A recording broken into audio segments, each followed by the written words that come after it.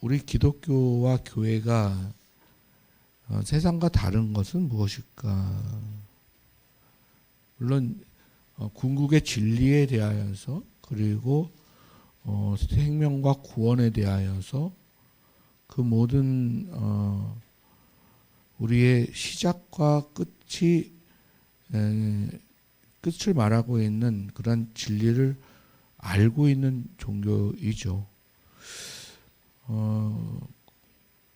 그런데 거기에 우리가 하나 더 좀 다른 게 있다고 한다면 세상 사람들과 좀 다르고 구별된 부분 중에 하나 있어야 된다고 한다면 그것은 우리가 잘못된 죄인으로 말미암아서 잘못하고 있는 것에 대하여서 인정을 하고 그 잘못한 것에 대하여서는 회개하고 또 용서를 구해야 되는 그런 태도들이 있어야 된다라고 하는 거예요.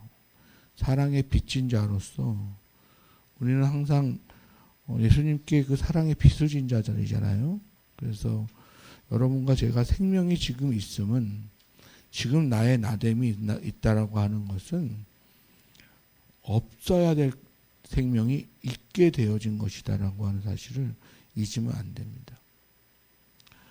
그리고 또 삶을 살아가는데 완전하게 살아가지 못하죠. 또 죄를 짓고 또 살아가게 되어지죠. 그러나 그러한 속에서 분명하게 있어야 될 것은 어떤 선택은 분명하게 가지고 있어야 된다라고 하는 거예요. 내가 어떤 것을 선택할 때 선택에 대한 그 고집은 가지고 있어야 되는 거죠. 그렇지만 또 죄인이기 때문에 죄가 그 가운데 들어와서 그것을 온전하게 보지 못하는 그런 경우가 많이 있죠. 그러다가 실패하고 또 죄를 짓게 되어져요. 그래서 내가 선택한 것에 대해 자신 있게 무엇인가를 선택했지만, 그러나 그 선택한 것에 대해서 내가 죄성으로 말미암아서 잘못되어진 것을 알 때가 있어요. 내가 선택한 것이. 그때는 옳은 줄 알았지만, 그러나 어린아이 때 내가 어린아이 지식을 가지고 선택한 것이 결코 옳지 않죠. 그런데 그것을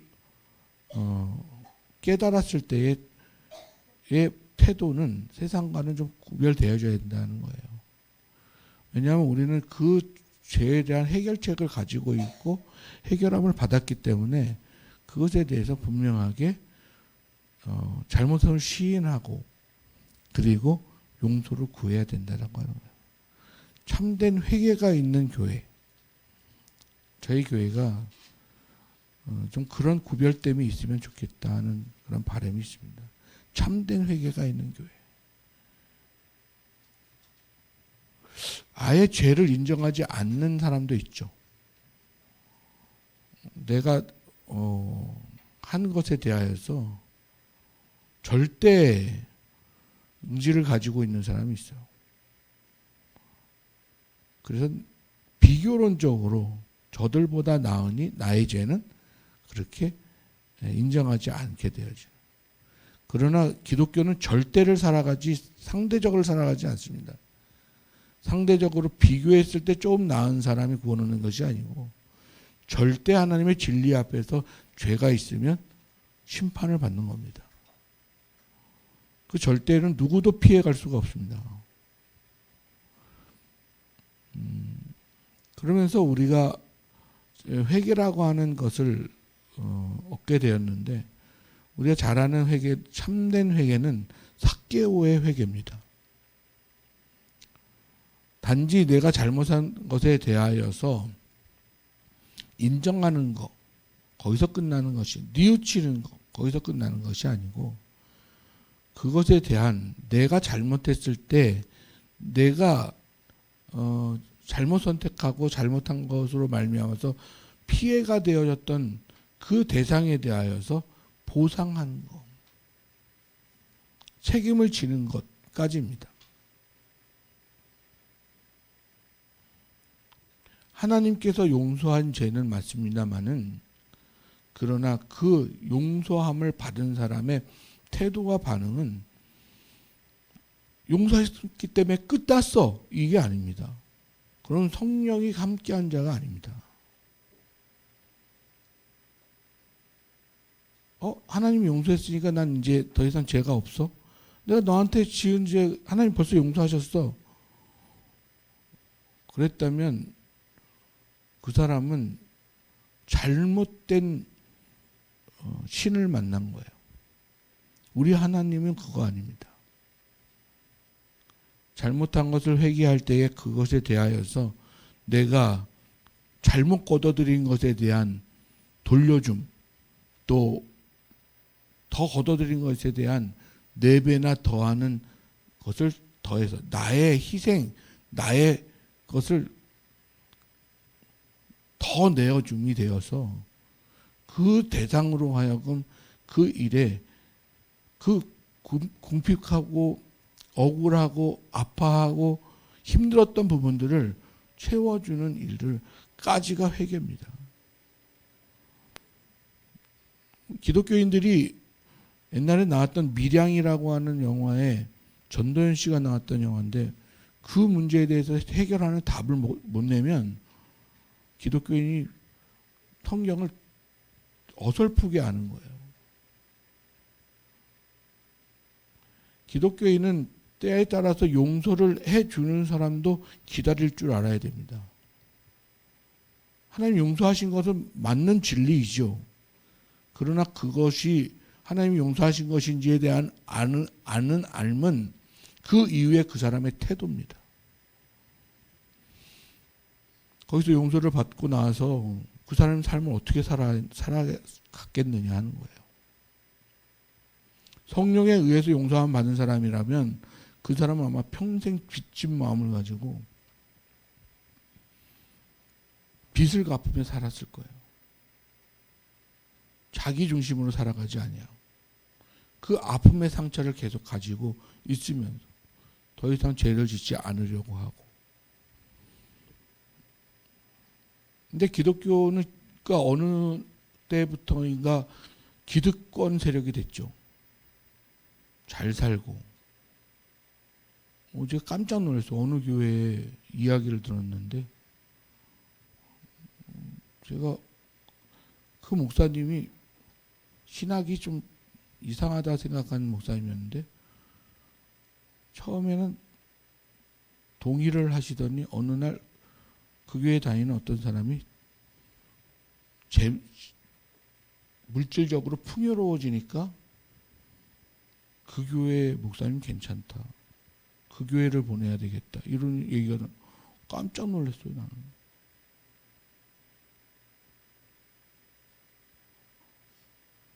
아직까지도 기독교가 진리를 대하는 사람들이 물질적 풍요, 자기 만사 형통이라고 하는 그러한 기복신앙 속에 아직까지도 옳다 여기는 그런 신앙을 갖다면 그는 그 전의 역사, 하나님께서 그 고난 가운데에서 그 진리를 지켜냈던 많은 진리의 사람들을 그 역사를 부인하게 되는 겁니다. 잘 사는 게 결코 하나님 복이 아닙니다. 그 시대에 따라 오히려 못 사는 것이 더 복이 될 수도 있어요. 형통한 것보다 고난의 삶을 살아가는 것이 더 복이 될 수가 있다고요. 그 시대를 어떤 시대를 살아가느냐에 따라서. 그 시대는 역사적 시대 속에서의 시대지만 이번에 광복 80년을 맞이해서 그 시대를 우리가 한번 돌이켜 봤잖아요. 그러나 개인의 삶 속에서도 그런 시간이 있단 말이에요. 개인의 시간 속에서도 고난이 필요한 때가 있고 어떤 때는 풍요를 누려야 될 때도 있어요. 그걸 분별할 줄 아는 신앙이어야 되는 거예요.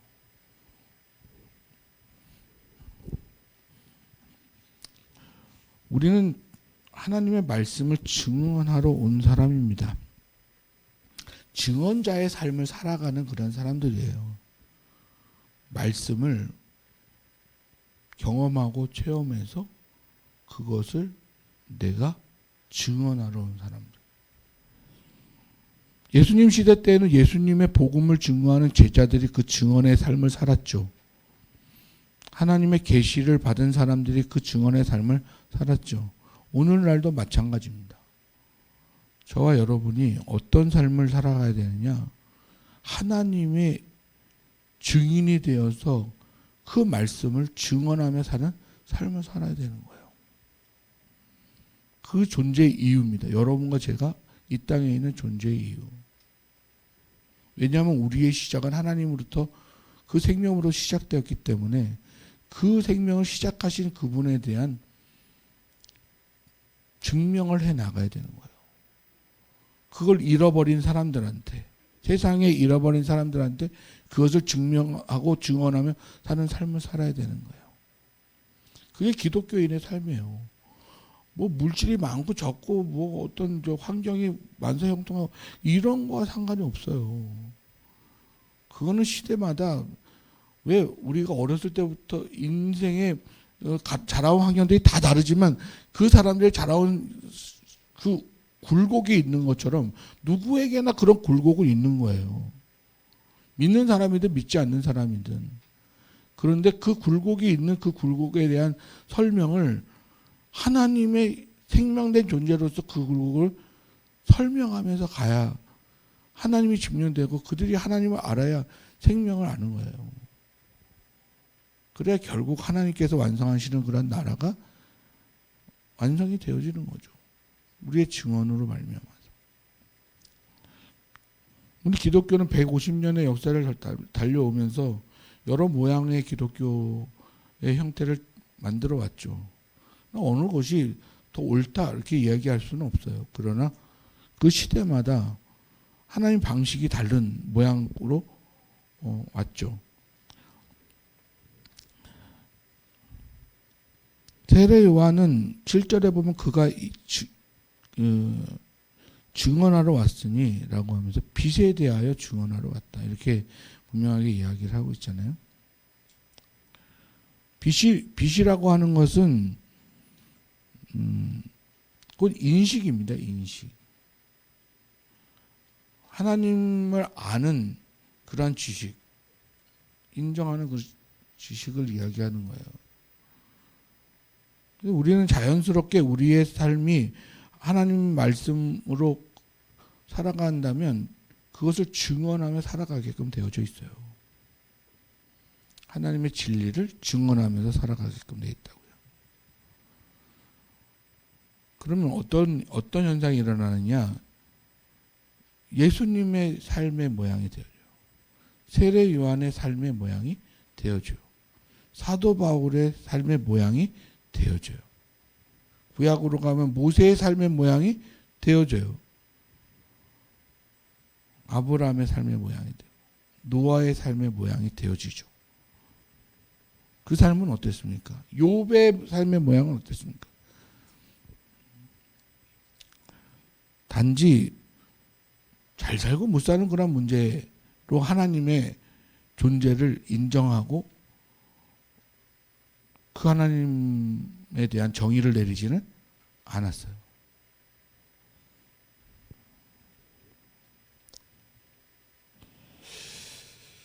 무엇을 가지고 우리가 증언을 하는 삶을 살아야 되냐? 그러면 세상은 변하게 되어져 있습니다. 그런데 지금의 세상에서는 변화가 기독교가 많은 변화를 주느냐? 많이 변화를 주고 있습니까? 기독교가 많은 도전을 주고 있습니까? 어떤 기준이 되어져 가고 있습니까? 왜 그럴까요? 교회에 오면 이렇게 신앙이 좋은데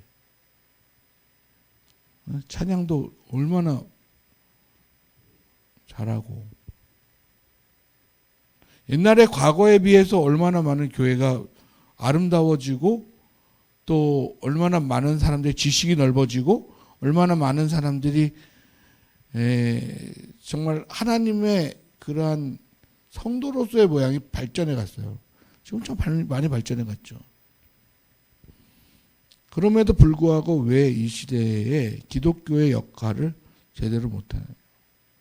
과연 세례 요한이 이 땅에 와가지고 하나님의 빛에 대하여 열어가시는, 그러니까 땅의 지식을 넓혀가고 인식을 넓혀가고 하는 것이 아니라 하나님에 대한 말씀에 대한 지식을 넓히는 그런 삶을 지금 오늘날 와서 살았다면 버텨낼 수 있었을까요?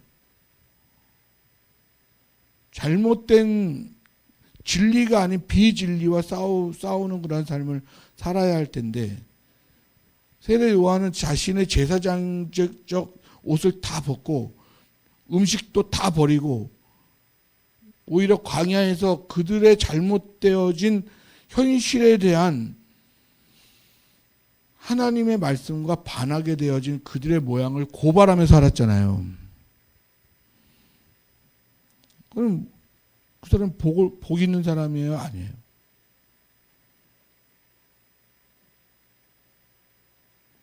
아니, 제사장으로 있었으면 얼마나 많은 걸 누리고 살 텐데, 그 당시에. 근데 다 벗고 먹을 것도 제사장의 음식을 먹지 아니하고 다 부인하는 그런 삶을 살았다는 건 복된 사람이 아니죠. 오늘날 기복신앙의 기준으로 한단 말이에요. 근데 하나님이 보시는 그러한 하나님이 하고자 하시는 일 앞에서의 세례 요한은 어떤 사람이에요? 복 있는 사람이죠. 그렇다면 우리도 한번 생각을 좀 해봐야 되는 그런 거죠. 오늘날 여러분 교회를 왜 다니는지, 여러분이 왜 하나님을 신앙을 하는지, 왜 하나님이어야 되는지. 근데 하나님의 전능성에 비해서 왜 우리는 이렇게 힘이 약한지. 교회는 온갖 착한 일은 다 하고 수제비 돕기부터 해가지고 선한 일은 기독교가 90% 하잖아요. 그럼에도 불구하고 왜 힘이 없어요? 왜 힘이 없어야 돼요?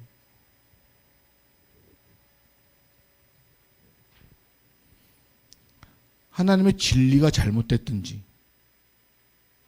아니면 그 진리를 듣는 우리가 그 진리에 대하여 귀하게 여기지 아니한, 그러므로 말미암아서 진리를 우리가 거부하든지 아니면 잘못된 진리를 가지고 살아가는 건지, 그걸 우리가 점검을 하면서 살아가야죠.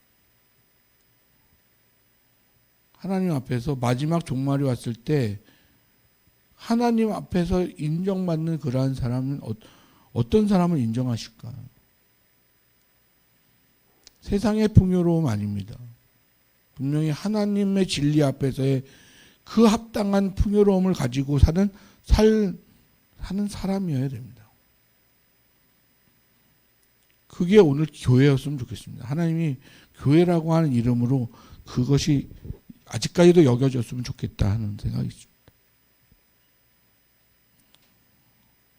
한국 교회가 잘못 가고 있다고 한다면 사론 교회는 그럼 어떤 결단을 내려야 되냐?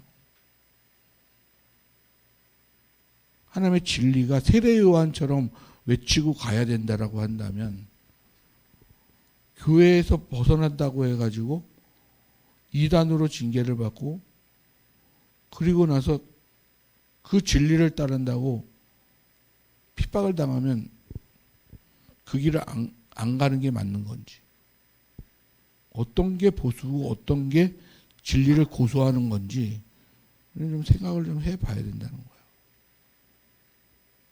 성경을 백독을 하고 천독을 했는데 진리에 대한 분별함이 없다고 한다면 그건 기준이 달라진 거예요. 성경을 보는 기준이 다른 거예요.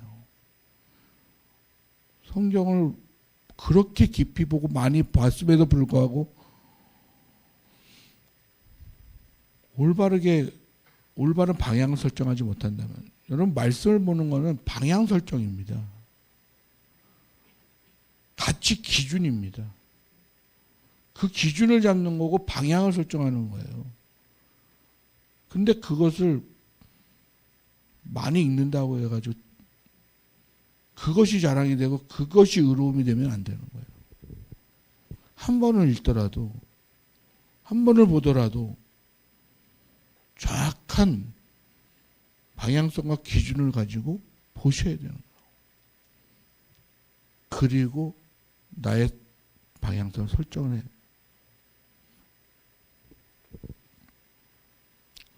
기독교가 이제까지 역사를 오면서 세 가지의 그러한 근간을 두고 있습니다. 하나는 여러분이 늘 듣는 영성입니다. 영성이 좋아야 됩니다. 기독교의 영성. 그러면 기본이 감성이에요. 감성적으로 뜨거운 교회. 그게 이제 영성과 연관이 돼요. 기도 소리가 커야 하고, 방언을 해야 하고, 무엇인가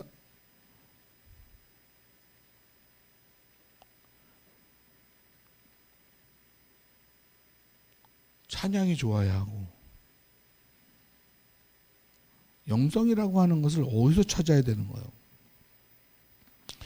그것이 다 틀렸다는 얘기를 하는 것이 아니에요.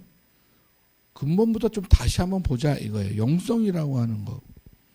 영성이라고 하는 거 제가 오늘 주보에다 걸쳐 올려놨는데 참고하시기 바랍니다. 영이라고 하는 것, 사람이 가진 영이라고 하는 것은 빅영이에요. 빅영. 빅영이라고 하는 것은 스스로 존재하는 영이 아니에요. 왜 별을 보면 그렇잖아요. 왜 스스로 발광하는 별이 있고, 예? 누군가의 빛에 의해서 반사돼서 빛을 내는 그런 별이 있잖아요.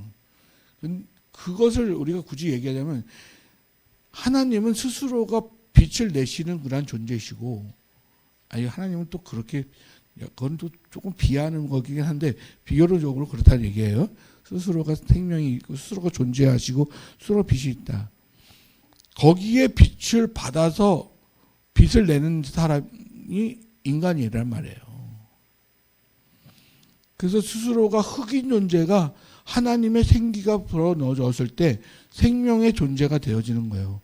그러므로 인간 스스로는 영이 스스로가 존재할 수가 없어요. 그래서 빅영이라고 하는 것은 어떤 영을 대상으로 삼느냐에 따라서 그 영이 되어지는 걸 빅영이라고 그래요. 악한 영이 들어오면 악한 존재가 되어져요. 악한 영이 돼요. 하나님의 영이 대상을 삼으면 하나님의 영이 되어진다고요. 이 영성이라고 하는 건 그런 거예요. 기독교의 영성은 그 하나님의 영을 대면하고 사는 거. 그 영에 붙어 사는 것, 그게 영성이에요. 여기 성경적 지식이 필요해요? 성경적 지식이라고 하는 거는 여기에서는 성경의 전체적인 그런 진리라고 하는 그 전체적인 거 있어요. 뭐냐면 하나님은 창조주 하나님이시다. 우리가 거기에 창조되어졌다. 그분이 모든 것을 주관하시는 분이시다. 라고 하는 모든 진리에 대해서, 그거는 여러분이 다 알고 있는 진리들이에요. 그걸 다시 탐구해가지고 아는 그런 진리가 아니라고요. 하나님의 존재에 대해서는 여러분 알고 계시잖아요. 죄의 용서와 또 구원에 이르고 천국에 가는 것까지도 다 알잖아요. 그걸 누가 이제 뭐 알려줘야지 알아요? 다 아시잖아요. 근데 안 하잖아요. 알면서도 그렇게 안 살아요. 이 영성이라고 하는 건 결국에는 그 영을 날마다 거울처럼 지켜보는 게 영성이에요. 결국 그 성령과 교제하면서 날마다 자신을 비춰보는 거. 여기서 나온 게 기독교의 수도적 영성입니다. 기도원 영성.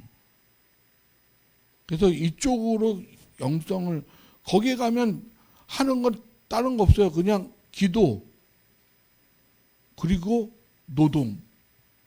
거기 가면. 왜? 노동을 왜 하는 거예요? 네? 제가 언제 한번 얘기한 적이 있는데, 거기 가면 저쪽이 그 예수원이라고, 저 옛날에 대천덕 신부님이라고 돌아가셨는데, 예수원이 태백에 있어요. 거기에 가면 저 갈 때는 이제 그렇게 안 했는데, 저 갈 때는 눈이 많이 와가지고 눈을 치는 시간이었는데, 아침에 일어나면 기도하고 나가서 일하는 거예요. 그리고 10분간 휴식. 또 일해. 다른 거 없어요. 거기는 이제 눈이 안 올 때는 거기 돌 파고 바닥에 그 돌을 다 캐내가지고 평탄 작업하고, 예? 또 농사일하고 뭐 이런 거 가서 일하는 거예요. 그리고 아침에 경건 시간이 되어지면 와서 경건 훈련하고 그다음에 기도하고 그리고 다시 그리고 거기에 써 있는 게 뭐냐면 기도는 노동이다. 딱 써 있어요. 기도는 노동이다. 왜요? 이 일을 하는 거는 잡념을 버리고 하나님을 대면하고 사는 시간을 훈련하는 거예요. 자꾸만 눈을 딴 데 돌리니까 다른 대상이 내게 들어오는 세상으로 눈을 돌리니까 다른 세상이 나의 주체가 돼가지고 거기에 흔들리며 사는 거예요. 끌려다니며 사는 거예요. 그러니까 무엇이 중요해요? 누구와 대면하느냐. 무엇과 대면하느냐가 나의 존재를 바꾸는 거예요. 하나님을 늘 대면하고 사는 그러한 삶을 살아가는 게 영성이란 말이에요. 왜 힘이 약해졌는지 아시겠죠? 자, 하루에 근력 운동을 얼마나 합니까? 유산소 운동은 얼마나 합니까? 무산소 운동이 근력 운동이고 달리기 하는 게 유산소 운동인데 얼마나 합니까? 그걸 매일 하는 사람은 근육이 붙고 강건해지잖아요. 그걸 이제 주로 그걸 선수라고 그러잖아요. 어쨌든 시간 싸움이죠. 근데 우리의 영적인 강건함은 어디요? 영성이 좋다라고 하는 것이 어디에서 나오냐는 거예요. 그래서 제가 우리 청년들 조심해야 될 그런 부분 중에 하나가 감성적 신앙이 찬양 집회 가가지고 잠깐 뜨거웠다가 오는 거 되게 위험하다는 거예요. 뭔가 된 것 같이. 그리고는 하나님과 대면하는 시간은 평상시에 없어요.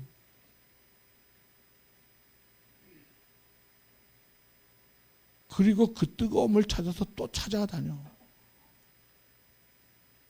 그 뜨거움이 어디서 오는 거예요? 그 예배에 준비되어져 있는 그 준비 속에서 딴 생각 안 하고 그 하나님만 바라보니까 그 순간에 뜨거운 마음이 생기는 거예요. 영적이. 그건 뭐예요? 잠시 훈련시키는 거잖아요. 이렇게 살아라. 그럼 주일날 와서는 제가 그런 훈련 시키는 거예요. 오늘같이만 살아라. 더도 말고 덜도 말고 오늘만 같아라. 딴 생각 못하게 교회 오면 네? 찬양하고 기도하고 말씀 듣고 헌금하고 또 찬양하고 교제 나눌 때도 어떤 얘기예요? 매일 저 세상에서처럼 딴 얘기하고 다른 사람 얘기하고 뭐 돈 얘기하고 이러지 않잖아요. 교회 오면 어떻게 지내셨어요? 아유, 이번 주에 참 고난이 많았어요. 주님께서 이렇게 고난을 주셨어요.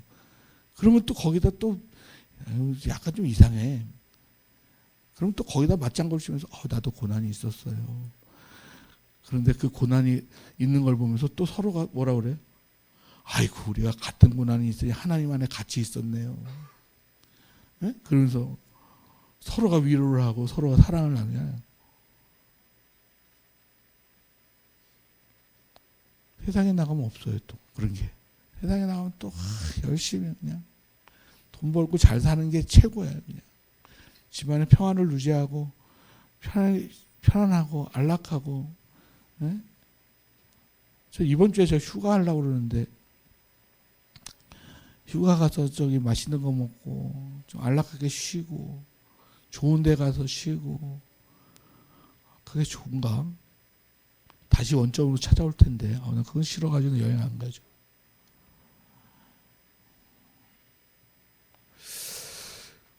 무엇을 대면하느냐에 따라 달라지는 거예요. 여러분 영성을요 제발 매일의 삶 속에서의 이 영성 하나님을 대하면서 사는 그 영성을 키워나가시기를 바라요. 그렇게 꾸준한 사람이 전쟁이 났을 때 이기는 겁니다.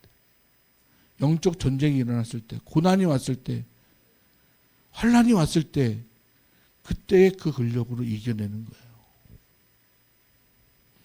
영성이라고 하는 것은 하루아침에 만들어지는 게 아닙니다. 날마다 그분을 대면하고 그 성령을 대면하고 교제하고 그분에게서 비추어지는 나를 발견하고 매일 그런 삶을 사는 거예요. 근데 매일의 삶이 어떻습니까? 더 이상은 안 물어볼게요. 누구를 대상으로 살아가느냐. 그렇다면 내 삶이 왜 이러냐 이렇게 물어보지 마세요. 여러분이 답을 알고 있기 때문에. 영성이라고 하는 것이 무너졌습니다. 기독교의 영성이라는 게 무너졌다고요. 영성은 무엇인가, 뭐 교회의 어떤 뜨거움인 줄 알고 있는데 그거 아니에요. 어떤 때는 냉랭함이에요. 어느 정도 신앙이 잘하면 하나님께서 대답 안 하셔요. 왜 대답 안 하시지? 초기 때는. 어린아이 때는 다 대해주죠. 그러는 나이가 40이 됐는데 그때에도 밥 달라고 그러고 그때에도 용돈 달라고 그러고 그때에도 네? 나 먹여 살리려고 그러면 그때 뭐라 그래요? 부모가 뭐라 그래요? 아휴, 아무 대답 안 하죠. 네 스스로가 해야 될 시간인데 신앙도 마찬가지란 말이에요. 이제는 여러분이 믿음을 가지고 선택하는 것에 하나님 복을 붓습니다. 보여주시면 가겠습니다. 이게 아니고 여러분이 이제 선택하고 가는 길에 하나님께서 합당한 것에 복을 주신단 말이에요. 그러니까 매 순간 매 시간마다 성령과 마주하는 것, 그것이 기독교 영성입니다. 어떻게 해서든 하나님과 함께 하려고 노력을 하세요. 그 영이 나와. 그러니까 영이라고 그러니까 또 산신령 찾으면 안 돼요. 산신령. 영이라고 하는 것은 여러분이 알고 있는 지금 이 성경에서 설명하고 있는 이 많은 양을 축약했을 때 나오는 하나님의 진리 가운데 있는 하나님 말이에요. 존재가 시작이신 하나님, 끝이신 하나님, 사랑이신 하나님. 항상 이 성경에서 말하고 있는 그 하나님에 대한 그 진리에 대한 대면하며 살으라는 얘기를 하는 거예요. 그 하나님에 대해서. 두 번째는 뭐냐면 의식입니다. 의식. 의식이라고 하는 거는 여러분이 자기 시대를 보면서 그 자기가 자기 시대의 그 문화와 그 적용 범위를 넓혀가는 거예요. 어떤 삶이냐면 적어도 예수의 영, 하나님의 진리, 하나님의 말씀을 가지고 사는 사람이 이 시대를 보는 눈을 가지고 있어야 된다는 거예요. 분별할 수 있는 눈을 가지고 있어야 된다는 거예요. 그걸 우리 기독교가 일제시대 때 다 죽였죠. 일제시대 때에 선교사들이 정치, 경제, 문화 모든 부분에 있어서 이 의식을 가지고 백성들과 함께 했단 말이에요. 왕과도 함께하고 고종왕과도 함께하면서 그 들어오는 음식도 다 시음을 다 선교사들이 했단 말이에요. 왜냐하면 음독시켜서 죽이니까 그 모든 부분에 참여를 했단 말이에요. 그래서 그 시대의 의식을 가지고 성경 말씀을 가지고 성경의 지식을 가지고 그 시대를 분별할 수 있는 눈을 가지고 살았단 말이에요. 목숨이 어때요? 목숨이 위태위태하죠. 나라에서는 어떻게 해요? 빨리 비자 안 내줄 거니까 빨리 나라로 돌아와라 이러죠. 그러나 미국하고 일본하고 그때 조약을 맺어서 일본은 우리 조선을 갖고 근데 미국은 필리핀을 갖는 그 협약을 맺습니다. 국방장관 협약을. 그때 모든 선교사들한테 영이 떨어져요. 뭐라고요? 비자 안 내준다. 빨리 들어와. 철수하라. 선교사들이 말을 들어요? 말 안 듣잖아요. 그래서 그때 조치를 내린 게 뭐예요? 성경만 가르쳐라. 예수, 천당, 불신, 지옥 이것만 가르쳐라. 정치, 경제, 문화에 대한 의식은 의식적인 건 하지 마라. 그럼 철수. 그때 다 무너졌어요.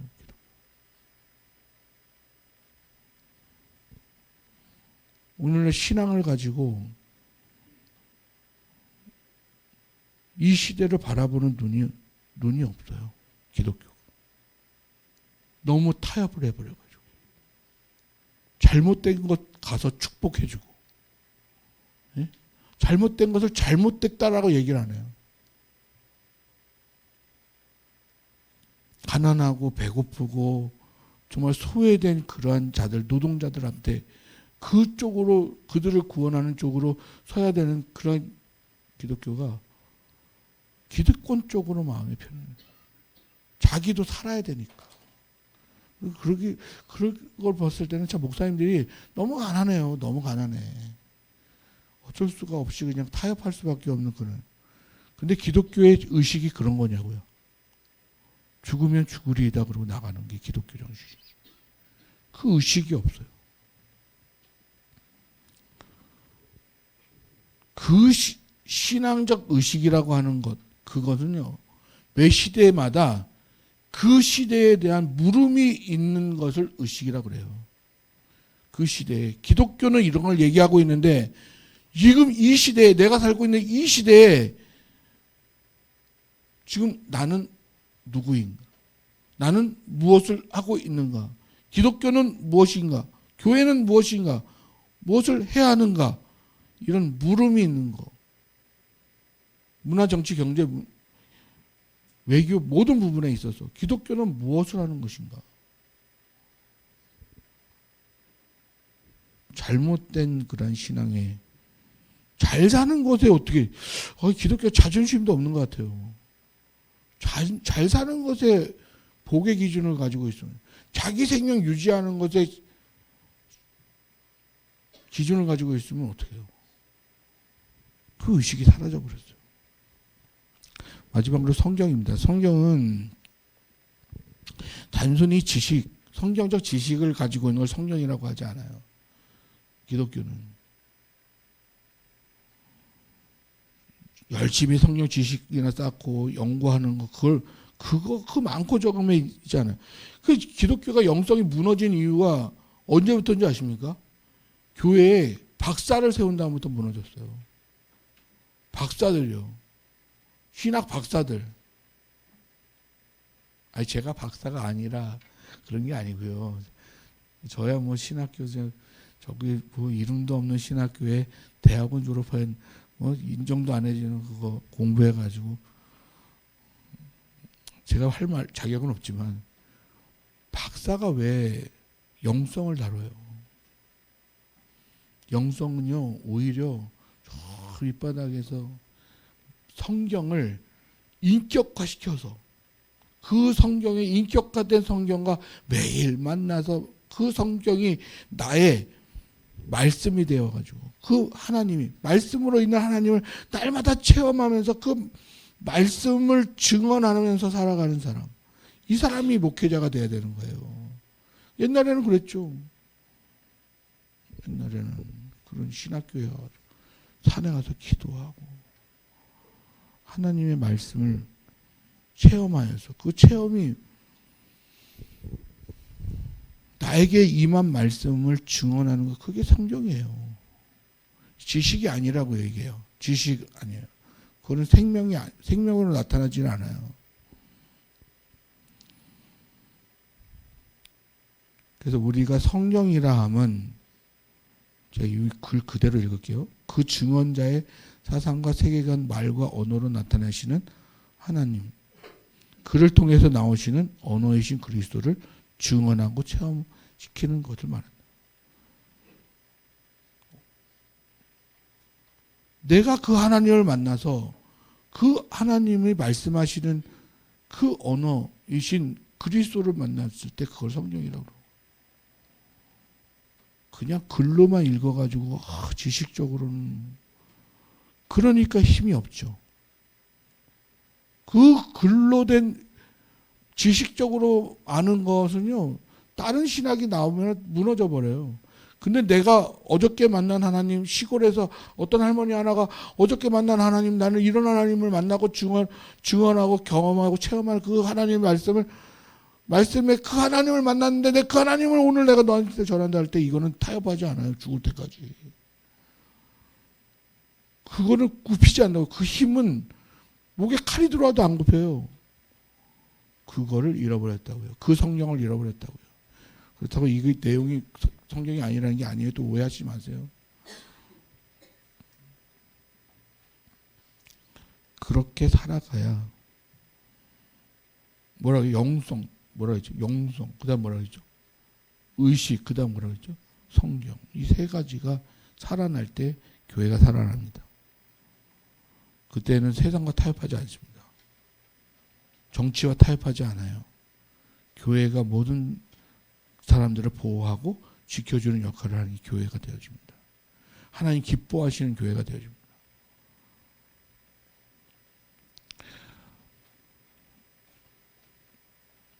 근데 여러분이나 제가 지금 하는 일은 아직까지는 기초 작업하고 있는 거예요.